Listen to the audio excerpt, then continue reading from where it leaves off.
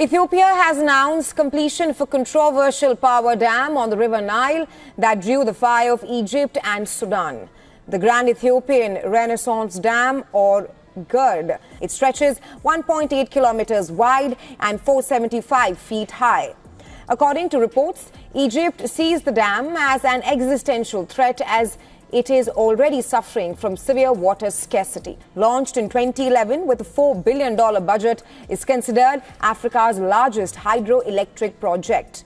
Ethiopia just rewrote the rules of the game, taking the Nile, the lifeline of an entire region, and transforming it with the largest dam in Africa. But it wasn't easy. From diplomatic standoffs to engineering obstacles, this is the story of how Ethiopia stunned the world. Before we move on, I would like you to subscribe to the channel and like the video. How do you build something unrivaled in scale on one of the most unpredictable rivers in the world? That's the question Ethiopia's engineers faced when taking on the Grand Ethiopian Renaissance Dam, or GERD, spanning 1.8 kilometers across the Blue Nile and towering to a height of 145 meters. This structure is the largest dam on the African continent.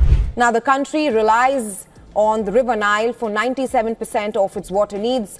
The country, along with Sudan, have expressed concerns about the dam's operation, fearing it could threaten their access to important Nile waters. Abiy Ahmed, in his address to the lawmakers, called on Egypt and Sudan to view the dam not as a threat, but as a shared opportunity and symbol regional cooperation.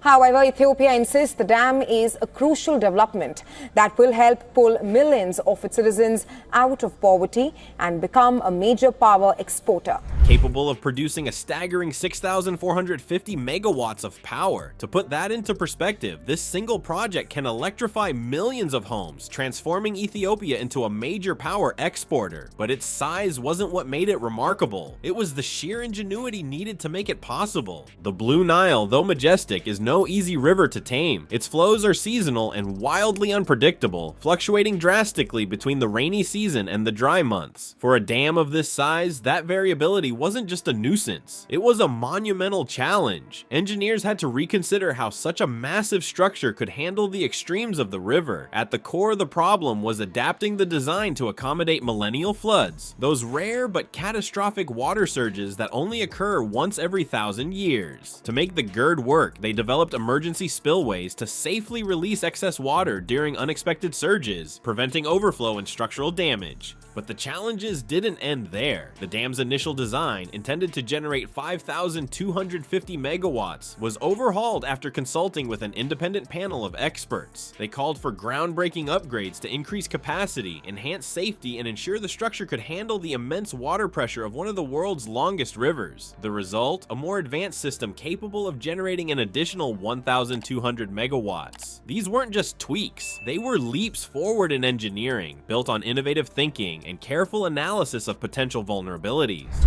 The agreement between Egypt and the United Kingdom gave downstream Egypt and Sudan rights to the Nile water, with Egypt taking the majority.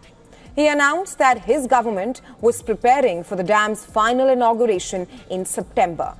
Now, Egypt has long asserted its rights to Nile water according to the terms of a colonial-era agreement. Now, that agreement, first signed in 1929, took no account of the other nations along the river basin that have demanded a more equitable accord. This wasn't just about constructing concrete walls. It was a battle of skill, resourcefulness, and determination. Despite limited resources and external pressure, Ethiopia built a powerhouse that didn't just conquer its location. It redefined what its future could look like. The GERD is now synonymous with ambition and resilience, but the story doesn't stop with its engineering. Beyond the cement and turbines lay battles of international politics that shook the region. In the vast web of rivers that sustain life, few hold as much significance as the Nile. For centuries, Egypt has depended on its waters, treating the river's steady flow as a guarantee for agriculture, drinking supplies, and energy. But Ethiopia, home to the source of over 80% of the Nile's water through the Blue Nile tributary, had other ideas. With the Grand Ethiopian Renaissance Dam, Ethiopia signaled a decisive shift. It was no longer content to watch its most important resource flow quietly out of its borders. This wasn't just a project, it was a declaration, one that sparked tensions far beyond African shores. Amid over a decade tension with Egypt over share of Nile River waters,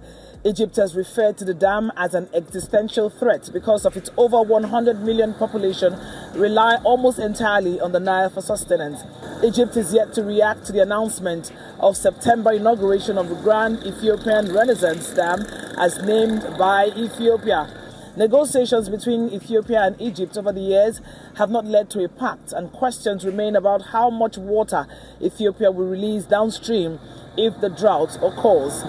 Fingers remain crossed as diplomatic efforts remain on the situation to avoid breakout of war between the two countries. The backlash was immediate. Egypt viewed the GERD as a potential threat to its very survival. Egyptian officials warned of existential risks, with leaders repeatedly asserting that they would take all options on the table to secure their water supply. Sudan, another downstream nation, voiced its own concerns, worried about the dam's impact on flood control and irrigation. Meanwhile, international actors like the United States and the World Bank weighed in, pressuring Ethiopia as talks devolved into stalemates. Much of the conversation hinged on fears of water shortages, fears of political instability, fears that the strength of one nation might come at the expense of another. Yet Ethiopia stood firm, countering these criticisms with science and logic. The dam, they argued, doesn't deplete resources, it optimizes them by containing silt that would otherwise choke downstream dams and reducing evaporation through its reservoir design. The GERD promises long-term benefits for the entire region. Ethiopia also pledged to fill the reservoir gradually over multiple years, easing immediate concerns about downstream flows, though critics remain skeptical. It stretches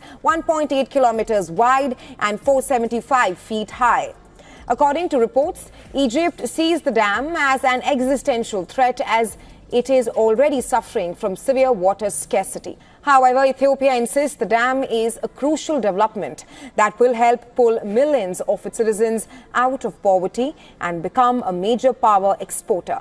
Now, that agreement, first signed in 1929, took no account of the other nations along the river basin that have demanded a more equitable accord. Through it all, Ethiopia refused to yield. Sanctions and diplomatic pressures failed to halt the project. Instead, the GERD became a bold symbol of Ethiopian sovereignty, proof that the nation could assert control over its destiny while reshaping the region's dynamics. Now generating electricity, the dam tells a powerful story of defiance and determination. Yet its impact stretches far beyond its turbines. What Ethiopia built isn't just infrastructure, it's a legacy. Ethiopia's journey with the Grand Ethiopian Renaissance Dam is more than a story of engineering. It's a testament to ambition and perseverance. By harnessing the power of the Blue Nile, the GERD is expected to generate $2 billion annually, transforming Ethiopia's economy while fueling regional cooperation. Yet the challenges remain. The reservoir, holding 74 billion cubic meters of water, faces evaporation losses of up to 3 billion annually, raising concerns for downstream nations like Egypt and Sudan. But despite this, the dam stands as a monumental achievement. It asks a bigger question: what untapped potential lies within Africa waiting to rise?